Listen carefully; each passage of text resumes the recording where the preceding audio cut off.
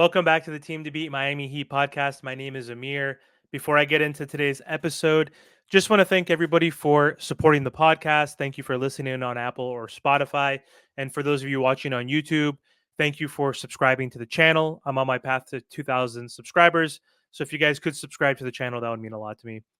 So for today's episode, I want to talk about a report that just came out yesterday stating that the Utah Jazz may be trading their former All-Star big man Lauri Markkenen.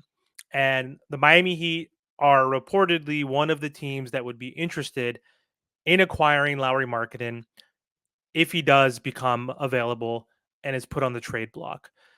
So the Miami Heat are desperately in need of a move this offseason right now. They were the 8th seed this past season, got knocked out the first round against the Boston Celtics. Jimmy Butler, Terry Rozier, Duncan Robinson were all hurt. Josh Richardson was out for the season, as well as a few other role players. So the Miami Heat had a unfortunate season once again, and the Miami Heat struggled mightily on offense all throughout the year. Defense, we were top 5.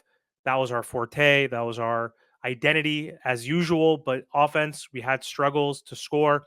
We were 27th in points per game.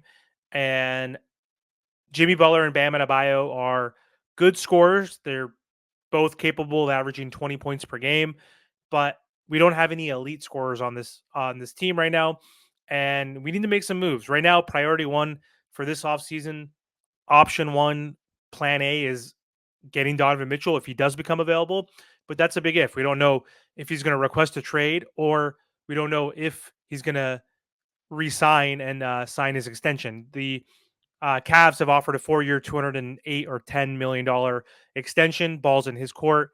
They said that if he does not sign that, though, they would look to trade him and move him so they don't lose him for nothing as a free agent after next season. So Donovan Mitchell is priority number one, and I think he's the best candidate to help us become a championship contender. And he would be a perfect fit next to Jimmy and Bam, and he would be blended in both timelines for the Jimmy build, which probably has 1 to 2 seasons left. And then Bam Adebayo is also 26. He's 27. And so he fits on the Bam Adebayo, Jaime Jaquez timeline. And so that's option number one. Don't get me wrong. But number two, I think if Lauri Markkinen is available, I think he leapfrogs everybody else as the Miami Heat's plan B option. He can add tremendous value to a championship contender. And right now, the Jazz are not a good team. They're going through a youth movement. They're rebuilding. They finished with a 31-51 record. Um, Lauri Markkinen has been amazing since he's been acquired by the Utah Jazz. He was the most improved player. He was an all-star last season, averaged over 25 points per game last season. This season, he averaged 23 points per game. Let's see what else he averaged. He also averaged 8.2 rebounds, 2 assists, 1 steal, shot 90% from the free throw line, round up to 40% from 3. He is a really good player, has definitely improved since he's left the Chicago Bulls and the Cavs. And he would be a great fit for a potential suitor like the Miami Heat. So this report came out from Sean Devaney of Heavy Sports.com. He was quoted saying there are a few teams that when you look at it, he's going to be their dream target. The Lakers, you get a guy like him with Anthony Davis, and that's perfect for both guys. The Knicks would love to get a hold of him. The Heat, again, put him with Bam and Adebayo, and that is a pair you want to build around. You can send Jimmy Butler wherever he wants. I would definitely not send Jimmy Butler anywhere if we acquired Lauri Markkanen. The goal is to build a big three. Right now, the Miami Heat struggle in a few areas. One, they don't have a true point guard, so that is an issue. Once they traded Kyle Lowry, Terry Rozier played well but got injured. He's not a traditional playmaker or point guard or floor general. He's a combo guard. Same with Tyler Hero. So I think we need a traditional point guard, perhaps, or at least a backup traditional point guard. Someone like a Tyus Jones, perhaps, could be a good fit. But that's one need. The other need is we need size. We've been playing undersized forever, it seems like, with Caleb Martin, Haywood Highsmith, PJ Tucker, Jay Crowder, all these types of guys playing at the 4. and we need some size. He would be the ideal candidate next to Bam Adebayo.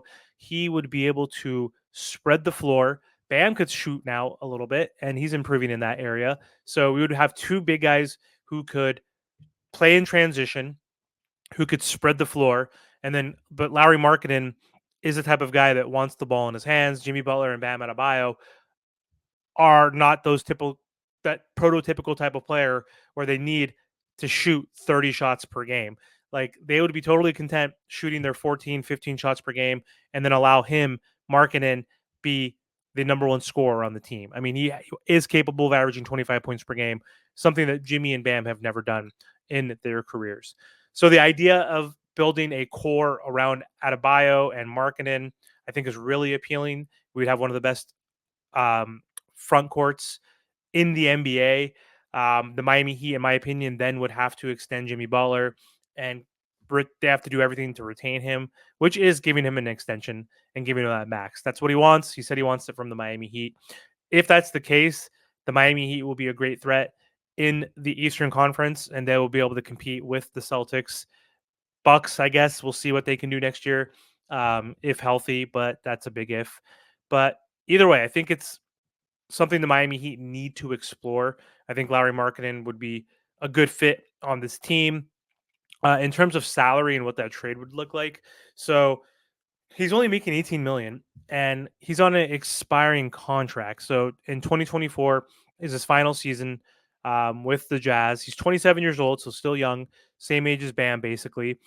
Only making 18 million. Tyler Hero's making 19.5 next year, to put it in perspective. So he is going to get an extension with the whatever team he gets traded to, if he gets traded, which would be totally fine. I think with the Miami Heat locking him up for the future next to Bam Adebayo, and so 18 million. How could we make the salaries match or work? Well, one, I think the Jazz are going to have cap space. Let's see, moving forward, their total cap allocations is 151 million, which is 28th in the NBA. So they have, I can't believe John Collins is making 27 million next season, which is insane. Colin Sexton 18, and then we have Markkinen 18, Clarkson 14, and then the rest are guys on smaller contracts. So who can the Miami Heat trade? Well, one, we know Danny Age loves draft picks, and it's been rumored that he wants 4, 5 first round picks for Markkinen, which I think is egregious and ridiculous. We saw Rudy Gobert get that from the T Wolves. That's what the Jazz received. So that is not the same value that they're going to be able to get, even though I much rather have Lauri Markkinen over Rudy Gobert, even though he is a good defender. Um, but he's not the best defender. He's really just a good rim protector, in my opinion, and not a very good perimeter defender. But anyway, um, Danny Age likes draft capital. He's mentioned Tyler Hero in the past, so of course we can include Tyler Hero in the package. So if the Jazz are willing to take on more salary, then we could add Tyler Hero to the package. He's going to make 29 million, so that's going to be 11 million dollars over. I don't know if it's enough just adding Tyler Hero. I would assume we would have to add Nikola Jovic, especially if we get Markkinen. His role would be redundant, and so they would want some young up and coming talent. So I think Tyler Hero, Nikola Jovic, that's around 32 million. So if they're willing to take that extra salary, plus 3 first round picks, so the 15th pick of this year's draft, 2 future first round pick, any pick swaps in the future, I'm sure the Miami Heat would give that up. So that could work. I mean, if they want to throw in another piece, give us your 7 back if he's under contract. Taylor Hendricks, he's making 5 million. They could throw him in as well. Not sure who that guy is. Kenny Lofton Jr. $2 million salary. Like they could throw in some filler. But that's one option. Another option, my boy Ernest, Miami Heat Talk. Go check out his channel. If you're not already following him, go follow Ernest. But he made a suggestion where we could also craft a trade around Lauri Markkinen and Colin Sexton. Some of the Miami Heat have already coveted and have explored in the past. And he's 26. He's a point guard. He's been really good on the Jazz, making 18 million as well, and his final year. So he's on an expiring contract. So that's 32 or 36 million between those two. And with that, we could trade them Tyler Hero for 29 mil, Nikola Jovic, and again, if they're willing to take more money, then we can throw in a Duncan Robinson, perhaps, um, and again, 2 to 3 first round picks. So I'm not sure which package I prefer. I mean, it would be awesome to add in Colin Sexton. Um, because he is someone, again, the Miami Heat has looked at in the past and someone that could definitely help this team as well. But I think the focus, again, is just trying to get on the radar of the Jazz and try to see if there's enough value that we could provide to acquire Lauri Markkinen to join this Miami Heat team. So let me know what you guys think in the comment section. Do you guys think the Miami Heat should go after Lauri Markkinen as their plan B if Donovan Mitchell resigns with the Cavs? Thanks for watching.